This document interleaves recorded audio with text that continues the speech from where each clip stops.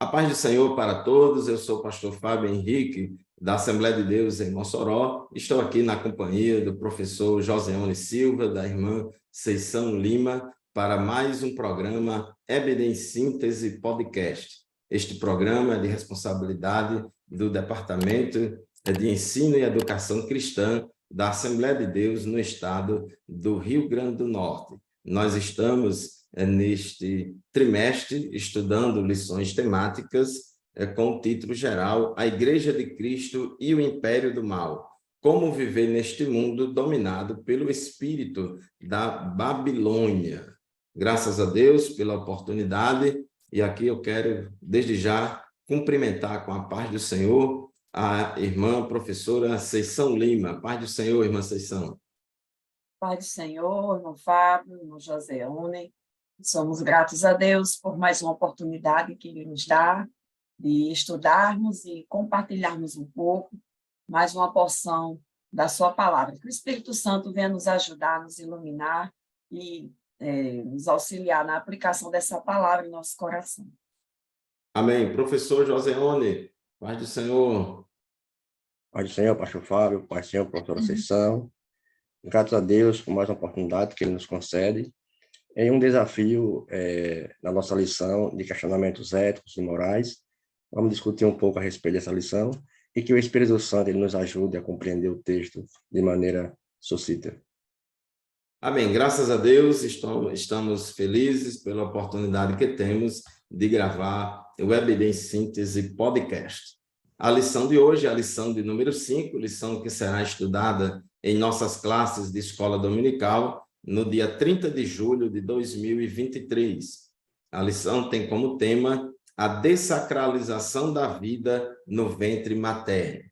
O texto áureo da nossa lição se encontra em Lucas, capítulo 1, versículo 31, que diz assim: E eis que em teu ventre conceberás, e darás à luz um filho, e por-lhe-ás o nome de Jesus. E a verdade prática diz assim: a concepção divina de Jesus Cristo sacraliza a vida no ventre materno e se opõe à cultura de morte infantil, e se opõe à cultura da morte infantil intrauterina do presente século. A leitura bíblica em classe está em Lucas, capítulo 1, versículos 26 a 33 e também do versículo 39 a 45. Irmã Ceição, a nossa lição de hoje, nesse tema da dessacralização da vida no ventre materno. Quais são os objetivos da nossa lição de hoje? A nossa lição, ela traz como objetivo a reflexão sobre a divina concepção, de Jesus. Nós vamos, a partir do nascimento do Senhor, que escolheu aí o ventre de uma mulher para vir ao mundo, nós vamos refletir sobre a importância e o valor da vida através do nascimento de Jesus. E depois nós vamos identificar nessa cultura que nós vivemos hoje, essa forte influência sobre uma cultura de morte, não uma cultura que aborda aí as questões principais, que é o aborto e também a eutanásia. E nós vamos ver também a sacralidade da vida. Nós vamos estudar, a partir desses pontos, de que o valor da vida humana está intrínseco a um princípio bíblico, porque nós cremos que o homem foi criado à imagem e semelhança de Deus, e ele tem um valor por causa disso. Então, esses são os objetivos da nossa lição. Isso mesmo, irmã Ceição, caros irmãos e irmãs, temos muitos professores da Escola Bíblica Dominical que nos assistem semanalmente no programa EBD em Síntese Podcast. Esta lição de hoje, ela tem um foco maior sobre a questão do aborto, mas como estamos falando da sacralidade da vida, de uma postura e uma cultura pró-vida, essa cultura pró-vida, ela defende a vida, não somente intrauterina, mas também depois que a pessoa nasce. Então, defendemos a vida desde a concepção até o último respiro de vida que a pessoa tem aqui na Terra, porque sabemos que a vida é de Deus, então nós não somos contra não somente ao aborto, mas também à eutanásia, ao homicídio e todas as formas de morte e de manipulação da vida que o homem queira fazer, tirando assim a prerrogativa de Deus, que é aquele quem dá e quem tira no momento que ele quer. Professor Joseone, como introdução da nossa lição de hoje, o que é que nós podemos já começar aqui a comentar com os nossos ouvintes? Primeiro ponto é dizer que Deus, ele é nosso ser supremo, somente ele tem a autoridade de conceder a vida e de tirar a própria vida. Tanto que lá em Gênesis capítulo 2, versículo 7, ele deixou bem claro que ele formou o homem do pó da terra e soprou em suas narinas, e o homem teve assim esse fôlego de vida. Já lá nos Salmos, como a introdução ele cita, sobre Salmo 137, versículo 13, que dali há uma concepção de que, de um modo onde Deus já está de modo ativo na concepção ali do nascituro, no desenvolvimento da vida humana, né? Então ali ele já rege os princípios estabelecidos de Deus de proteger a vida daqueles que não têm ainda as condições de se protegerem. Então a introdução ele mostra isso, que desde essa concepção Deus está ali ativo, protegendo ali o fetozinho na barriga da sua mãe.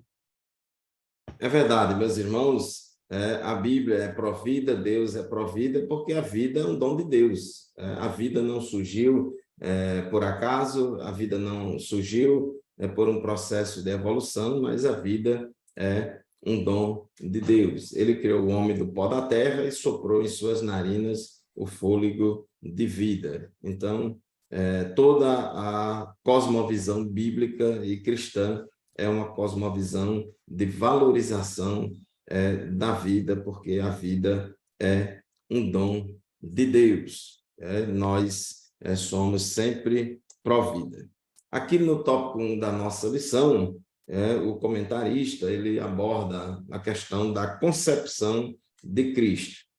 A Bíblia mostra que todo o Antigo Testamento, as profecias messiânicas a respeito da vinda de Cristo, e desde lá Gênesis 3 e 15, que a Bíblia fala do descendente da mulher que viria e pisaria a cabeça de Satanás, e existia profecias bíblicas a respeito do Messias, inclusive em Isaías capítulo 7, versículo 14, diz que a virgem ficará grávida, ou a virgem conceberá e dará à luz um filho, e o chamará de Emanuel, que significa Deus conosco. Então, as profecias messiânicas já apontavam para a vinda do Messias, e a vinda do Messias, ela se deu no tempo certo, no momento certo.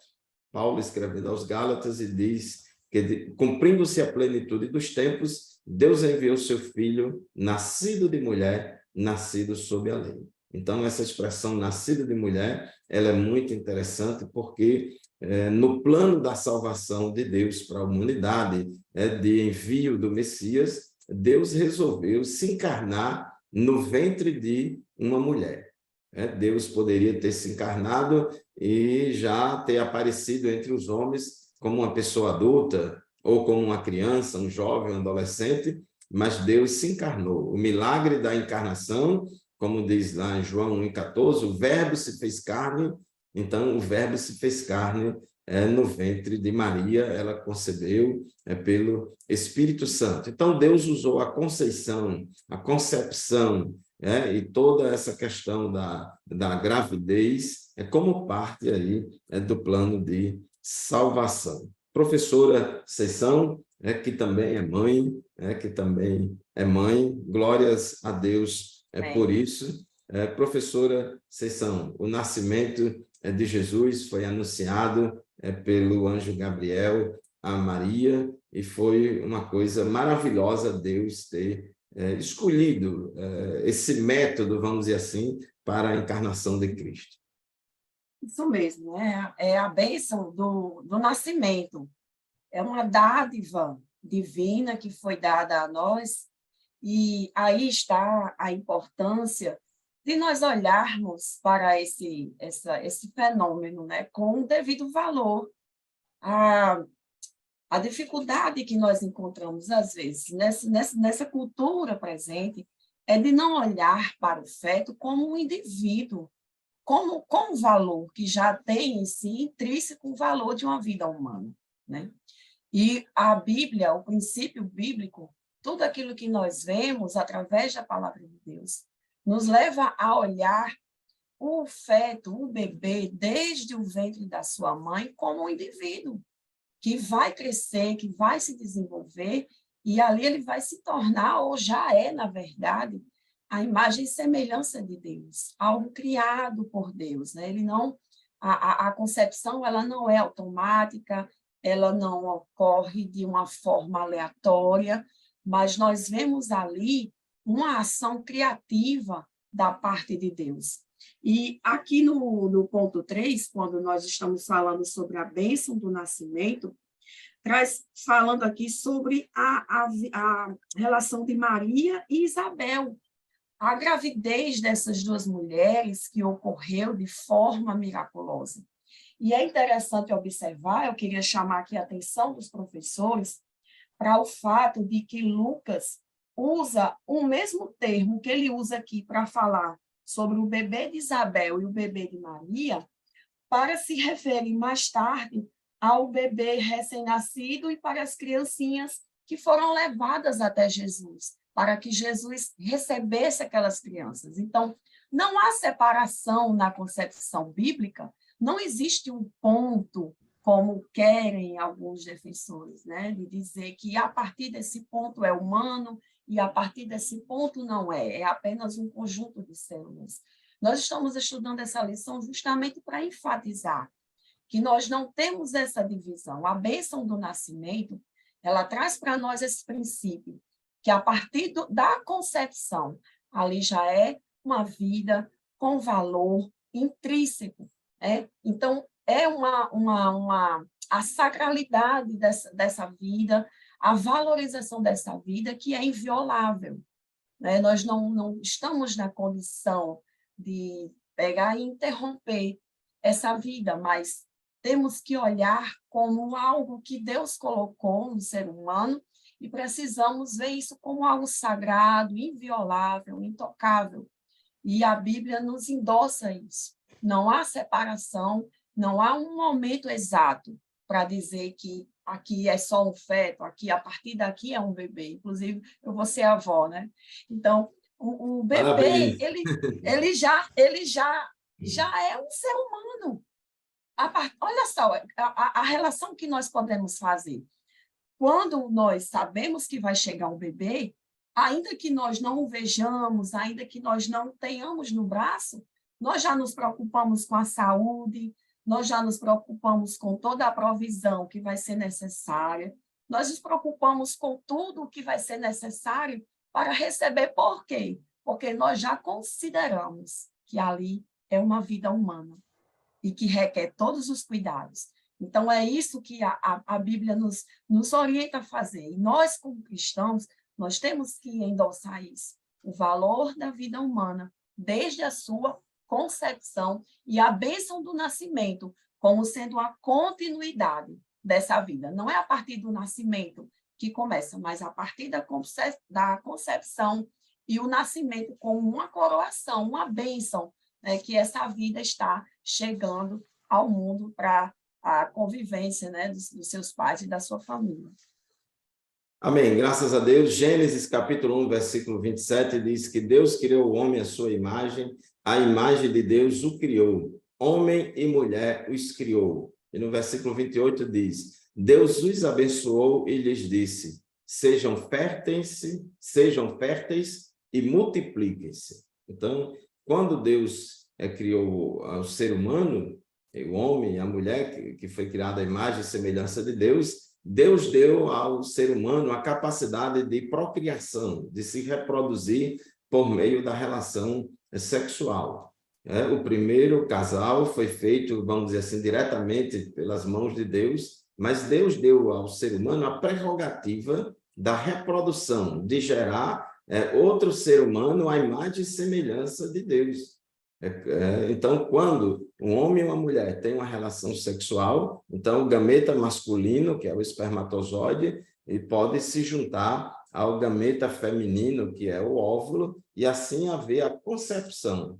E quando há a fecundação do óvulo pelo espermatozoide, ali já começou uma nova vida, uma vida diferente, com material genético diferente. É verdade que metade dos genes vem do pai, metade dos genes vem da mãe, e há toda uma combinação genética daquele novo ser, mas já é uma nova pessoa. Então, a vida ela começa na concepção e aquele bebê que está ali no ventre da mulher, alguns chamam de embrião, depois chamam de feto, mas, na verdade, já é uma pessoa humana, o corpo humano já está ali, e aquele novo ser que foi gerado vai impor ao corpo da mulher toda uma mudança na fisiologia, toda uma mudança na anatomia e toda uma mudança psicológica até, emocional. Então, mostrando que aquele bebê é uma vida independente,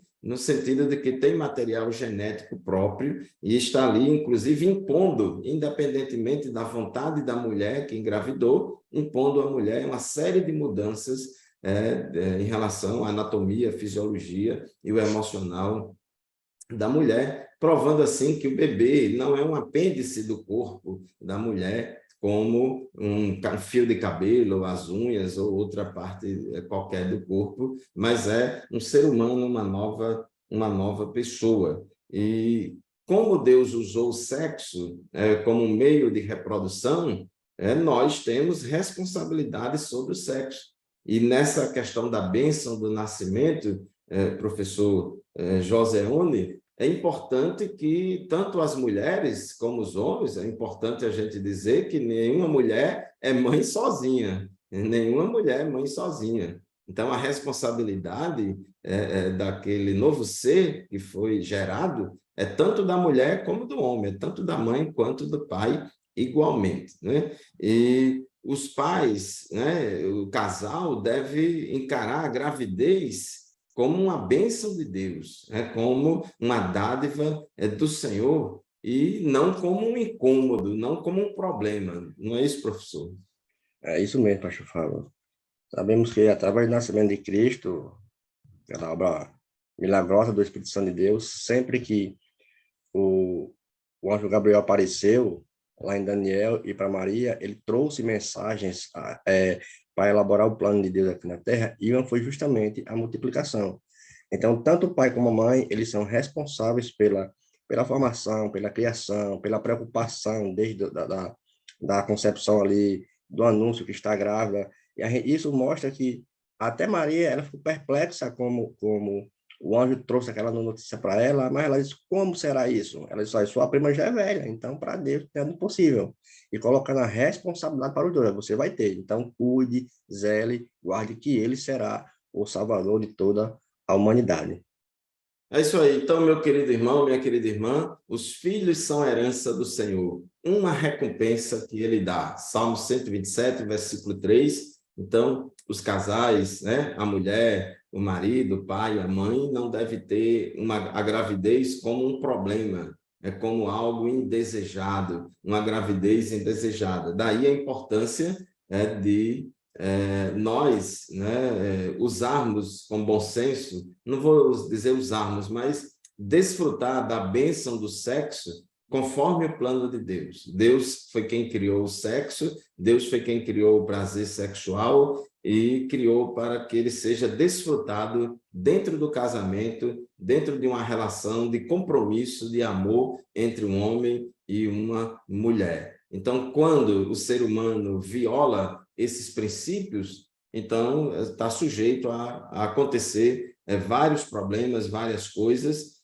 e depois da revolução sexual da década de 60 até hoje, tem se propagado no mundo inteiro, principalmente no mundo ocidental, uma prática sexual muito irresponsável, uma prática sexual muito irresponsável e, apesar de ter surgido a pílula anticoncepcional, apesar de ter surgido vários outros meios anticoncepcionais, as pessoas, muita gente, em sua depravação sexual, tem praticado sexo de forma irresponsável e tem, em alguns casos, surgido a dita gravidez indesejável. E muitas vezes isso é encarado como um problema e, para resolver o problema, tem se buscado o aborto. Tem casos de aborto que mulheres procuram porque foi estuprada, não conseguiu ainda vencer aquela dificuldade do trauma, etc. Mas a maior parte dos abortos que são realizados no mundo inteiro são frutos de uma gravidez indesejada, porque foi fruto de uma prática sexual ilícita, às vezes de uma traição, às vezes de uma fornicação, de uma prática sexual totalmente imoral e contrárias aos padrões de Deus, e busca o aborto para resolver o problema. Mas a Bíblia diz, fechando aqui essa parte do tópico 1, da concepção de Cristo, a história de Jesus e João Batista, mostra a importância da vida intrauterina. Deus considera tão importante a vida intrauterina que Deus resolveu morar 9 meses no ventre de uma mulher. O Verbo se fez carne e habitou entre nós. E quando Maria, que estava grávida de Jesus, foi visitar sua prima Isabel, Isabel já estava grávida já de 6 meses e Maria tinha acabado de conceber. E quando Isabel, Lucas 1:41, diz que quando Isabel ouviu a saudação de Maria, o bebê agitou-se em seu ventre e Isabel ficou cheia do Espírito Santo. Então, o bebê João Batista, que estava no ventre de Isabel, sentiu a presença de Jesus ali naquela visita. No versículo 44, diz, logo que a sua saudação chegou aos meus ouvidos, o bebê que está em meu ventre agitou-se de alegria. Então, o bebê já manifestava ali reação de alegria diante da presença de Jesus. E a própria Bíblia também diz, em Lucas 1:15, que João Batista será cheio do Espírito Santo desde o ventre de sua mãe, ou desde antes do seu nascimento. Então, é maravilhoso a gente ver a sacralidade do útero, do ventre materno. Professora, sessão tópico 2 da nossa lição enfatiza o problema muito grave na nossa sociedade, que é a cultura de morte. Eu sei que a ênfase muito grande aqui está na questão do aborto, mas nesse tema, abrindo um pouco mais sobre essa questão da cultura de morte, tem toda uma questão aí de eutanásia, homicídio, assim, a perda do valor da vida humana e tanta coisa mais. Você falou há pouco tempo que a vida começa na concepção e a gente não pode estabelecer aí qual é a data, a partir de quantas semanas vida, ser humano ou não é. Eu lembrei, professor Ascensão, na sua fala, que está tramitando dentro do Supremo Tribunal Federal uma ação que entraram lá na Justiça para querer que o Supremo Tribunal Federal aprove o aborto até a 12ª semana.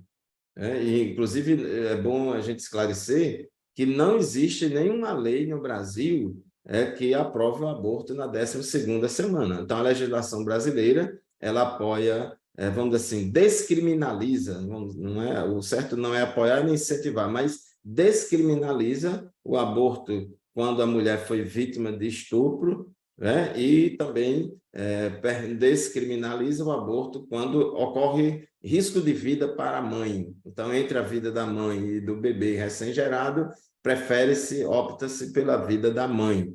E depois o Supremo Tribunal Federal aprovou lá o aborto de bebês anencéfalos, com problema de formação cerebral, porque diz que aquele bebê não vai sobreviver, etc. e tal. Então, permitiu o aborto, mas isso não foi legislação do Congresso Nacional, e agora os ativistas pró-aborto entraram com uma ação no Supremo, ganharam essa do anencefalo, agora quer que o Supremo libere até 12 semanas, como que até 12 semanas, aquilo ali que está no ventre da mãe é apenas um montoado de células e não é uma pessoa humana. Então, foi muito bem feita a sua colocação, porque na sociedade pós-moderna relativista, fala-se até a partir de quantas semanas a gente pode considerar uma pessoa, né? Então, isso aí, será que é reflexo dessa cultura de morte? Com certeza, nós temos que entender dessa forma, né? Nós precisamos olhar biblicamente e considerar, por trás de tudo isso, os efeitos de uma sociedade que está mergulhada no pecado, é distante de Deus, né? Nós temos a questão do orgulho, do egoísmo do ser humano, e aí todas essas questões que envolvem o descarte da vida humana, né? Então, para nós que entendemos que a Bíblia é a nossa regra de fé e prática, e nós entendemos o valor que a Bíblia coloca, que a palavra de Deus traz a respeito da vida humana, nos leva a pensar sobre isso, sobre o valor dessa vida, independente da forma como ela está vindo, né? E a questão da deficiência, nós não podemos aceitá-la como esse argumento que estão utilizando como um argumento válido, porque nada nos impediria agora também de descartar essas crianças depois do nascimento. Qual seria a diferença, né? De descartar a vida, por exemplo, de um bebê que nasceu com um defeito congênito, com uma limitação física? Qual a diferença seria? Apenas estaria ali tirando a vida de um enquanto ainda está no útero e depois fora. Então, não. Quando se olha uma criança exteriormente, um bebê, eu acho que o ser humano, por mais corrupto em seu coração que seja, há de haver nele uma sensibilidade para olhar para essa criança e não dizer que deve-se descartá-la pelo fato dela ter ali as suas limitações físicas, suas capacidades mentais limitadas por algum problema, alguma limitação, algum defeito. Então, a palavra de Deus e a lição nos leva a refletir sobre a importância da vida, a sacralidade da vida. É justamente isso, que os argumentos sobre ser deficiente, ou ser anencefalo, ou uma série de outros problemas, e nós, enquanto professores, devemos ter sensibilidade de abordar isso, que nós estamos lidando com sentimentos, com emoções, com problemas que são complexos, que envolvem famílias, mas nós devemos enfatizar isso, que essas condições não diminuem o valor que essas vidas têm, porque também foram criados por Deus.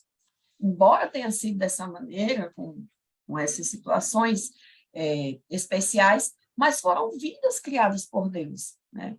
E se nós entendermos o valor do ser humano e a doutrina sobre Deus e a doutrina sobre o homem, olharmos para o Salmo 139, nós vamos nos posicionar favoravelmente assim, contra essa ideia de que há uma condição que se justifique, né? Então, não há, biblicamente, nós não podemos justificar nenhuma situação que queira acabar, interromper com a vida, seja na sua concepção, seja na parte idosa, que às vezes também nós sabemos, nós vivemos um período histórico em que foi feito uma higienização, vários governos autoritários fizeram higienização dos seus países, colocando deficientes, colocando idosos como pessoas inválidas para a sociedade, porque aquelas pessoas não podiam produzir. Então, isso é totalmente contra a palavra de Deus. E nós devemos, nós como igreja, temos essa responsabilidade de enfatizar o valor da vida humana acima de qualquer coisa, né? Acima de qualquer condição que se possa se levantar como argumento para que essa vida seja interrompida, né? É isso que a palavra de Deus coloca para nós e nos leva a refletir. Isso, a professora Conceição está tocando num ponto muito importante, a questão da eugenia, que é essa tentativa de fazer um melhoramento genético da população, das pessoas, e tirar da população pessoas que carregam genes defeituosos, que carregam genes que vão provocar doenças, né, doenças congênitas, que vão dar trabalho aos pais, que vai diminuir a produtividade dos pais e que vai gerar pessoas que vão depender do SUS ou do INSS, e aí as pessoas que estão vivas decidem sobre a vida daqueles que ainda estão vivos, mas ainda estão no útero. Então, isso é terrível. O próprio nazismo, ele trabalhou muito nessa questão de eugenia, achando que a raça ariana era superior e tinha que matar todo mundo que achava que era uma ameaça à purificação racial. Inclusive, hoje, com o avanço, professor José One, da medicina e do diagnóstico intrauterino, a medicina avançou tanto que é possível detectar já dentro do útero da mulher se aquela criança vai ter ou não várias doenças congênitas, doenças que já podem ser detectadas por uma análise genética. E aí, o pai e a mãe, né, sabendo dessa informação prévia, pode tomar uma decisão de abortar. Quer dizer, que o aborto ali seria não por causa de uma gravidez indesejada, de um sexo irresponsável, mas às vezes de um casal casado mesmo, com compromisso, mas que tem, por causa do egoísmo, é muito grande, não quer ter trabalho, não, que eu fiz um exame genético e meu bebê vai nascer com síndrome de Down, ou vai nascer com não sei o quê, ou com isso, ou com aquilo, e vai ser muito confuso, vai ser muito problemático para mim, vai dar muito trabalho, vai atrapalhar meus estudos, vai atrapalhar minha carreira profissional, eu não tenho estrutura para isso, e aí pode-se optar pelo o aborto. Então, essa cultura de morte que existe na sociedade, ela, com muita facilidade, pessoas decidem pela vida do outro. Enquanto Deus é quem dá a vida e quem tira a vida, pessoas estão decidindo. Essa questão é tão séria que depois que teve o dilúvio, lá em Gênesis 9, Deus falou sobre essa questão da vida humana. Um dos principais pecados da geração antediluviana é o homicídio, de assassinar pessoas, e Deus disse, olha, quem matar, quem cometer homicídio, é digno de pena de morte. Então, é muito sério isso aí, porque a pessoa está querendo, é uma afronta contra Deus. O ser humano é uma pessoa criada à imagem e semelhança de Deus, e alguém decidir pela vida dele. Professor Joseone, o comentarista fala aqui de todo um projeto ideológico, porque essa cultura de morte, ela instrumentaliza o Estado e as leis e todos os setores da sociedade, formadores de opinião. Como é que ela atua, esse projeto ideológico? Justamente através dessas ideias sobre essa cultura de morte, sobre legislação e etc., traz algumas consequências para toda a sociedade, né? Principalmente essas pessoas que pregam essa ideologia começam a utilizar uns slogans, meu corpo, minhas regras, e temos vários casos de pessoas que nasceram, entre aspas, com uma deformidade, sem braços e sem pernas, e hoje em dia são pessoas bem-sucedidas, até pessoas como a gente que tem 2 braços e 2 pernas. Então, isso, infelizmente, digamos assim, que é uma afronta à lei de Deus. Isso nós já podemos ver na nossa legislação brasileira, no Código Civil, no artigo 2, que ele apresenta a personalidade da vida humana desde a sua concepção, ainda diz assim, salvo, certo? Desde o nascituro, desde da fecundação. Então, nossa lei brasileira hoje ainda é considerada crime. Como você foi feliz nas suas palavras, o STF, na ADF 54, eles utilizam esses pretextos para poder fazer algo através de um movimento ideológico, né? Então, em 2004, teve uma ideologia, em 2012 também, essa ação ela foi, e temos também legislações internacionais que apoiam esse tipo de cultura, como Cuba, Portugal, Alemanha, França, Espanha e diversos países. Só que aí acontecem os efeitos psicológicos para as pessoas, isso segundo a medicina, que diz que o aborto causa traumas, depressão, ansiedade e outros efeitos psicológicos, além do mais. Aí é onde vai entrar as questões de éticas para esse movimento, né? Vai entrar com a ética médica, que diz o seguinte: a interrupção da gravidez por encefalia pode ser considerada um procedimento ético para evitar sofrimento, como você bem citou aí, psicológico, tanto na gestante como no feto. Aí entra a nossa ética religiosa, que diz que a vida começa na concepção, isso independente de tudo, certo? Portanto, aborto seria um crime contra a lei de Deus, certo? E contra os costumes de Deus. Aí entra também a ética moral desse povo, né? Que utilizam esses pretextos para poder se utilizar melhor desse slogan. Aí a ética moral argumenta que a vida do feto ancefálico é uma vida sem qualidade. Pelo contrário. Deus já mostrou claro, na lição já mostra claro, que Deus ele concede a vida desde a sua concepção e ninguém pode mais tirar. E através disso, temos várias passagens bíblicas que falam a respeito do nosso corpo, que é templo e morada do Espírito Santo, e não sabeis vós que o templo de Deus é quem habita em vós. Lá em Efésios, capítulo 5, versículo 28, assim deve os maridos amar suas próprias mulheres como seus próprios corpos. Olha, então, assim, são esses efeitos que esses slogans, meu corpo, minhas regras, não existe. Isso fere os atributos de Deus. Então, nós somos pró-vida, vamos ser pró-vida e vamos defender a vida humana desde a sua concepção, como rege nossa lei brasileira e como rege os princípios bíblicos.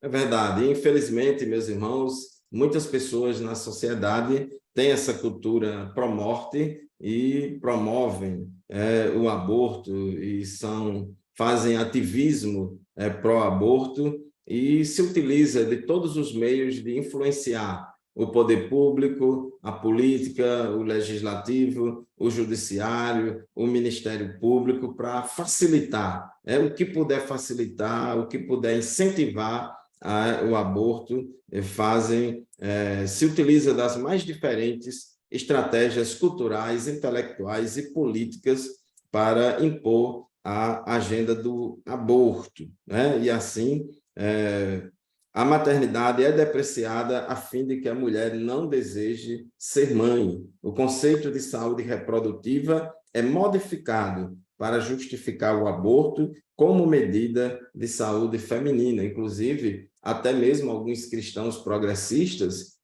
quando fala sobre esse tema, não são todos, mas alguns deles evitam condenar a prática, nunca condenam a prática, e quando toca no assunto, aí alguns cristãos progressistas falam, não, mas isso é uma questão de saúde pública, eu não faço, mas a gente não pode impedir, nem querer tirar o direito dos outros fazerem. Então, essa relativização que existe muito forte na sociedade pós-moderna, vai relativizando tudo, coisas que para Deus são absolutas, existem valores absolutos, inegociáveis da palavra de Deus. Essa desculpa de que o aborto é uma questão de saúde pública, porque a mulher rica faz o aborto clandestino numa clínica e paga por ela e tem proteção de vida, e a mulher pobre vai fazer o aborto através de maneira insegura e tal, então vamos aprovar a legalização do aborto, etc. Então, existe essa cultura de morte. Inclusive, recentemente, no Brasil, existia alguns procedimentos no Ministério da Saúde, porque a lei brasileira ela legaliza o aborto quando a mulher é vítima de estupro. E só que o Ministério da Saúde antes tinha um procedimento que tem que ter uma comprovação de que realmente a mulher foi vítima de estupro. Tem que ter tipo um boletim policial, tem que ter alguma comprovação. Mas hoje em dia, no governo atual, não precisa mais nada disso. O Ministério da Saúde atual já não, basta só a mulher dizer. Basta só ela falar e pronto, a palavra dela já é suficiente, ninguém pode mais perguntar mais nada, não pode investigar mais nada, basta só que a palavra dela. Então, há toda essa agenda para o aborto, impõe, né, incentiva bastante na sociedade essa prática, né? E esse slogan, meu corpo, minhas regras, que faz parte dessa concepção de que a pessoa tem autonomia sobre o seu próprio corpo e faz dele o que quer, né? E, como a gente falou há pouco tempo, o bebê que está lá no ventre materno não é um mero amontoado de células da mãe, ali já é um material genético diferente, já é uma outra pessoa de corpo, alma e espírito. Então, a Bíblia ela fala bastante da sacralidade do corpo, né? 1 Coríntios, capítulo 6, versículo 13, né? Diz que o corpo não é para a imoralidade sexual, mas para o Senhor, e o Senhor para o corpo. 1 Coríntios 6, 18 a 20, a Bíblia diz: fujam da imoralidade sexual. Todos os outros pecados que alguém comete, fora do corpo os comete, mas quem peca sexualmente, peca contra o seu próprio corpo. Acaso não sabe que o corpo de vocês é santuário do Espírito Santo que habita em vocês, que lhes foi dado por Deus, e que vocês não são de si mesmos? Então, o corpo, ele é muito importante para Deus, e o ser humano não pode fazer o que quiser do corpo. Professora, vocês são o tópico 2.3 aqui da nossa lição, a prática do aborto. O que é que nós podemos acrescentar ainda mais do que o que a gente já falou sobre esse tema? Bom, a gente pode enfatizar na nossa sala de aula com os nossos alunos que precisamos considerar a crença, a nossa fé, a nossa convicção de Deus como criador de todas as coisas. E esse fundamento vai automaticamente nos remeter à ideia de que a vida é inviolável, né? Tanto desde dentro do útero, desde a concepção, e também fora dela, a toda a sua continuidade. Então, a prática do aborto, como já foi comentado, desconsidera todos esses efeitos, como o professor Joseone mencionou, todos os efeitos danosos, psicológicos, né, na saúde da mulher, e coloca muito foco na questão da mulher que está carregando, mas, como nós já comentamos aqui, são duas vidas. A própria medicina, ela encara o feto e a mãe como duas pessoas, como tem a saúde do nascituro e tem a saúde da mulher. Há uma preocupação com a saúde do bebê, que ainda está no útero, e também há uma preocupação com a saúde da mãe, indicando que são duas vidas, que são duas pessoas independentes. Então, qual é a maneira, a nossa visão bíblica, a nossa visão cristocêntrica de tratar esse assunto? Puxando para a natureza do feto, né? Senão a gente cai no que a gente acabou de comentar, né? A questão do direito da mulher, do direito sobre o corpo, e, na verdade, a concepção bíblica nos chama a atenção para olhar para o feto, para o bebê, para uma pessoa que já tem os seus direitos também como ser humano, como indivíduo, e que é necessário ter todo o cuidado. Então, se nós prestarmos atenção e levarmos em consideração o princípio bíblico de olharmos Deus como criador de todas as coisas, aquele que dá a vida, aquele que concede a vida, aquele que permite que todas as coisas venham à existência, então nós vamos considerar esse feto como um ser vivente. Se ele está vivo, é uma vida humana e, portanto, já tem aí todos os pressupostos, direitos a cuidados e preocupações que envolvem a preocupação com outro ser humano, um bebê que já nasceu, ou um idoso que já está perto do fim da sua vida. Então, nós temos que chamar atenção para isso, para a natureza dessa criança, desse bebê que está no interior da mãe, porque aí nós estaremos dando um embasamento bíblico mais forte, né, mais seguro a respeito dessa preocupação. para fugir um pouco dessa questão de ser um direito de escolha. Nós olhamos para o bebê como um ser humano, criado por Deus, ele está em formação, ele é um ser humano, poderíamos até aplicar, né, que ele ainda não é um ser humano formado, mas ele é um ser humano em potencial. Se nada ocorrer, se tudo ocorrer bem, se nada acontecer, nada interromper essa gestação, ele vai se tornar um indivíduo e vai carregar em si essa imagem, a criação de Deus, né? Então, nós precisamos chamar atenção para a natureza do feto, ainda no ventre da sua mãe, para podermos enfatizar que a Bíblia reprova essa prática, esse assassinato. Isso, o bebê dentro do ventre materno, independentemente do tempo de gestação, já é uma pessoa humana, imagem e semelhança de Deus, com corpo, alma e espírito, e a única diferença dele, para nós que estamos aqui estudando esse tema, é o tempo e a nutrição.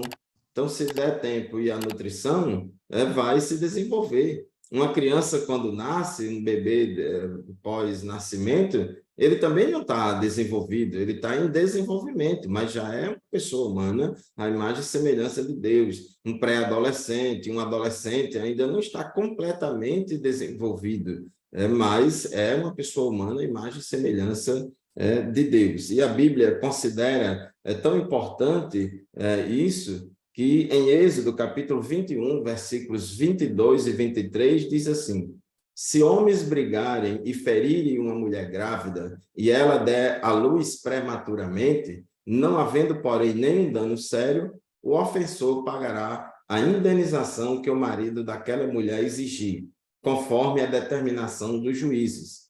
Mas, se houver danos graves, a pena será vida por vida, olho por olho, dente por dente, mão por mão, pé por pé, queimadura por queimadura, ferida por ferida, contusão por contusão. Observe que no versículo 23 diz: se houver danos graves, a pena será vida por vida. Então, a Bíblia, lá no Antigo Testamento, em Êxodo 21 e 23, considera a vida intrauterina como de mesmo valor da vida de uma pessoa adulta, né? De uma pessoa adulta. Professor Joseone, tópico 3 da nossa lição, a sacralidade da vida. Já falamos alguma coisa já sobre esse tema, mas antes de concluir a nossa lição, o comentarista propõe reforçar essa parte aí da inviolabilidade da vida. A gente vive numa sociedade que defende-se muito o vulnerável, o oprimido, aquela pessoa que está em vulnerabilidade social e está sendo vítima de qualquer violência ou opressão, e a gente tem que defender mesmo, porque a Bíblia diz que Deus é Deus dos órfãos, das viúvas, dos estrangeiros, e se a sociedade não cuidar dessas pessoas, elas vão clamar a Deus e Deus vai agir contra essa sociedade. Então, isso é importante. Mas também uma pessoa no ventre materno, um bebê que está no ventre, também é uma pessoa muito vulnerável e dependente dos cuidados, né, dos pais. Pastor Fábio, a sacralidade da vida, ela é uma crença totalmente fundada na Bíblia, e de toda a vida humana, ela é sagrada e deve ser protegida. Isso biblicamente falando, como você bem citou aí. Então, o autor aqui vai deixar claro sobre alguns episódios sobre a sacralidade da vida, principalmente lá em Salmos 139, né? Que o salmista diz que tu me formaste no interior do seu ventre, me teceste desde a minha mãe. Então, assim, o salmista, ele expressa aqui a maravilha diante do cuidado que Deus tem na formação de uma pessoa no ventre materno, né? Então, assim, como nosso tema é a dessacralidade, é uma disseminação e retirada daquilo tudo que é sagrado. Então, isso mostra que devemos ter um cuidado, porque a lei de Deus, ela não faz distinção entre aborto e o infanticídio, pelo contrário, chama tudo que é homicídio, não matarás, não cometerás homicídio. Então, isso aí, dentro dessa perspectiva, sim, devemos proteger o inocente desde a sua concepção, né? Então, o salmista, como eu falei no começo, então, Deus, ele rege nesse ponto como criador de modo ativo, no desenvolvimento, na sua concepção, na vida humana. Ele pessoalmente zela pela criancinha desde o momento da sua concepção. Sua atenção, ele volta e compreende o plano maravilhoso de Deus que será para aquela criança. Então, por essa razão, Deus, certo? Ele tem como aborto de um nascituro como homicídio, como você bem citou lá em Êxodo. E mostra que no verso 21, em algumas versões bíblicas, que a mulher dando à luz a uma criança prematura. Isso, a NAA, ela frisa bem isso, por causa de uma violência cometida contra a gestante. Então, aquela situação prematura, caso isso acontecesse, né? Então, ele tinha que pagar uma multa. Olha só. Então, o verso 20 deixa bem claro, se acontecesse uma briga contra a gestante, ela desse aquele filho prematuro, ele pagaria uma multa. Deus fazendo o quê? Eu sou pró-vida, então eu cuido da criancinha desde o seu ventre. E as lesões graves, caso acontecesse com esse filho, pagaria de outras formas, como você bem citou aí. Então, a sacralidade é tudo aquilo que é santo, é tudo aquilo que Deus deixou para a humanidade, é um presente de Deus para a humanidade, quando deu seu filho para morrer por todos, sendo nós ainda pecadores. Então, a sacralidade, ela rege isso, que Deus protege a vida humana e sempre vai proteger. É verdade, meu querido irmão, minha querida irmã, você que nos ouve, que nos assiste neste momento, é fundamental esse conceito bíblico de que Deus é o autor da vida. Deus criou o homem do pó da terra e soprou em suas narinas o fôlego de vida, e ele passou a ser alma vivente, ou seja, ele passou a ser um ser vivo, ele passou a ter vida. Então, a vida vem de Deus, né? E Gênesis 1:26 diz que Deus criou o homem à sua imagem e semelhança. Então, o ser humano, ele tem um valor intrínseco, né? O ser humano, ele é a coroa da criação de Deus. E por isso que nós defendemos, sim, direitos humanos, porque os direitos humanos que são bíblicos, né? Eu sei que há algumas distorções na sociedade atual de direitos humanos, inclusive essas ações que entram no Supremo Tribunal Federal, na Suprema Corte Americana, etc., eles argumentam de que a mulher tem o direito de abortar, porque isso é um direito fundamental. É um direito humano fundamental de decidir, de autodeterminação, de decidir sobre o seu próprio corpo. Mas a gente falou aqui que o bebê em gestação não é o corpo da mulher. É uma outra vida, uma outra pessoa que está vivendo, dependendo da nutrição da mulher, e ele impõe à mulher várias mudanças na fisiologia e na anatomia da mulher. Então, a vida é santa, a vida é sagrada, defendemos o direito à vida. Zacarias 12:1, a Bíblia diz que Deus forma o espírito do homem dentro dele. Então, o bebê no ventre é imagem e semelhança de Deus, e devemos defender o direito à vida. O direito à vida, ele vem antes de todo e qualquer direito. Todo e qualquer direito não é mais importante do que o direito à vida. 1 Samuel, capítulo 2, versículo 6, 1 Samuel, capítulo 2, versículo 6, diz assim: o Senhor é o que tira a vida e a dá. Ou, artigo definido ou, só ele. Ele é o que tira a vida e a dá. Faz descer a sepultura e faz tornar a subir dela. Então, nós, como seres humanos, que já nascemos, não temos o direito de decidir quem deve ou quem não deve nascer, quem deve ou quem não deve viver. Mas, meus companheiros, professores, Joseone e Seição, a gente já vai partir para a conclusão da nossa lição de hoje, mas eu gostaria que a gente terminasse fazendo uma espécie de exegese ou de comentário sobre Salmos, capítulo 139, versículos 13 a 6. É impossível a gente falar sobre esse tema de vida intrauterina sem falar de Salmos 139, versículo 13 a 6. Eu vou ler aqui e vou pedir que a irmã Conceição faça algum comentário sobre isso e depois o professor José Une, e em seguida a gente faz o encerramento. Diz o texto bíblico, Salmos 139, versículos 13 a 16. Tu criaste o íntimo do meu ser e me teceste no ventre de minha mãe. Eu te louvo porque me fizeste de modo especial e admirável. Tuas obras são maravilhosas, disso tenho plena certeza. Meus ossos não estavam escondidos de ti, quando em secreto fui formado e entretecido como nas profundezas da terra. Os teus olhos viram meu embrião. Todos os dias determinados para mim foram escritos no teu livro antes de qualquer deles existir. Professora Conceição, o que é que você gostaria de comentar sobre esse texto? Esse texto ele é belíssimo, né? Pelo fato de trazer aí justamente aquilo que é o nosso assunto, que nós comentamos aqui. A importância da vida, a valorização da vida. Por quê? Porque é um ato criativo de Deus.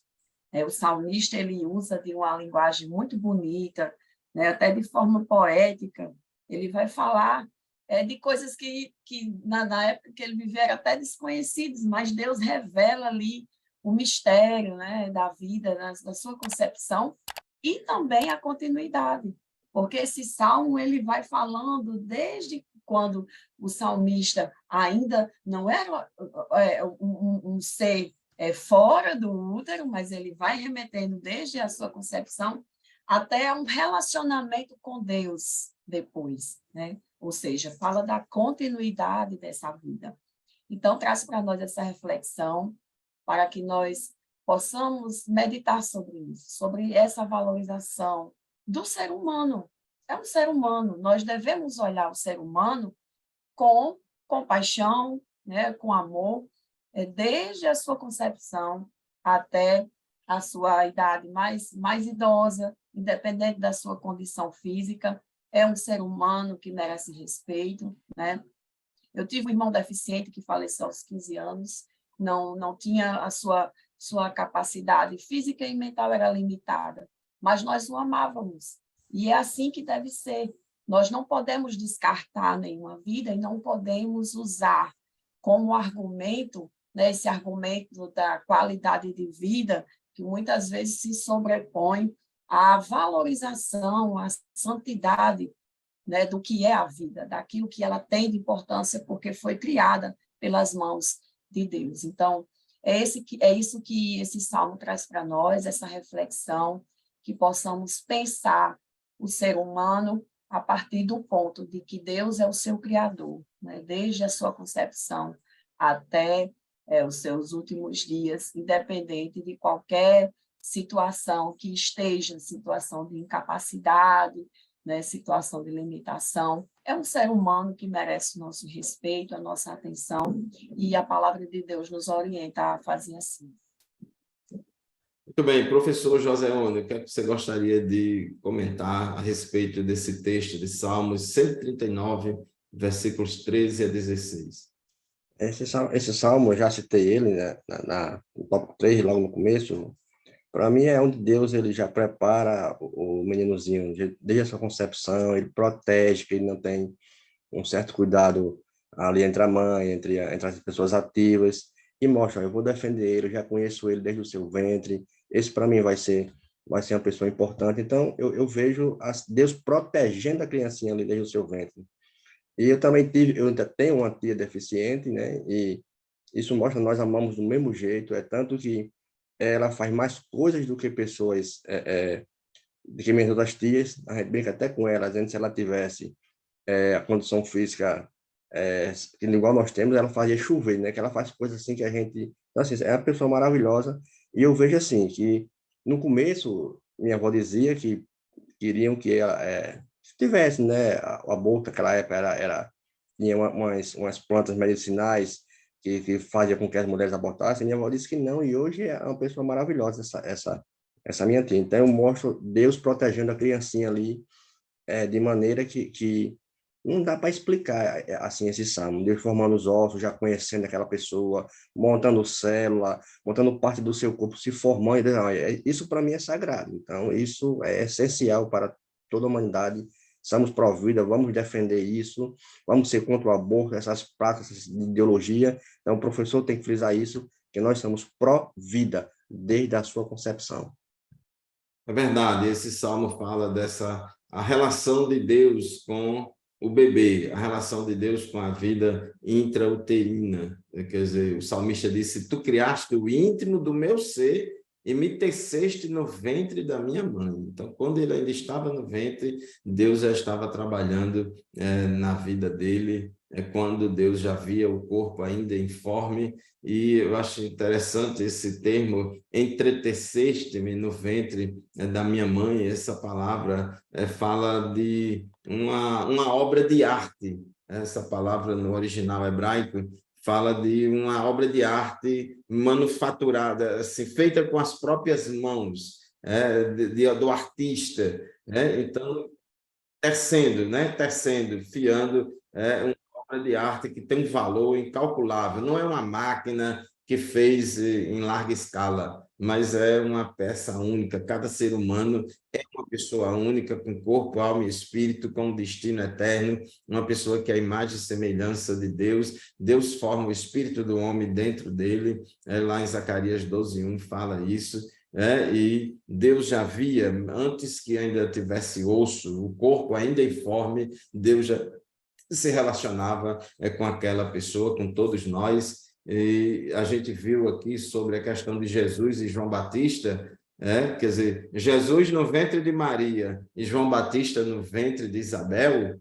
A presença de Jesus no ventre de Maria agitou João Batista no ventre de Isabel. A presença de Jesus no ventre de Maria alegrou João Batista no ventre de Isabel, até mesmo vida intrauterina influenciando vida intrauterina. Então, meu amado irmão, minha amada irmã, vocês que são professores de escola bíblica dominical, que nos acompanham semanalmente, concluindo esta lição de hoje, o nosso comentário, a nossa revista diz aqui na conclusão: a concepção de Cristo no ventre de uma virgem certifica a sacralidade da vida intrauterina. A interrupção da vida em qualquer fase da gravidez é uma agressão ao direito inviolável de nascer. A valorização da dignidade humana, o direito à vida e o cuidado à pessoa vulnerável são princípios imutáveis do cristianismo bíblico. Muito obrigado pela sua audiência, muito obrigado pela sua atenção. A paz do Senhor, e lembre-se, este programa e nenhum outro substitui a nossa aula lá na nossa classe da Escola Bíblica Dominical, na nossa congregação, interagindo com os nossos alunos, uns com os outros, aprendendo uns com os outros. Deus abençoe você. Muito obrigado, professor Joseone, muito obrigado, professora Ceição, por mais esta aula, e que Deus continue usando vocês para a glória de Deus, e vamos continuar ensinando a palavra de Deus, que é maravilhoso. Amém. Senhor. Amém, a paz do Senhor. Para todos, e até o próximo programa, se Deus quiser.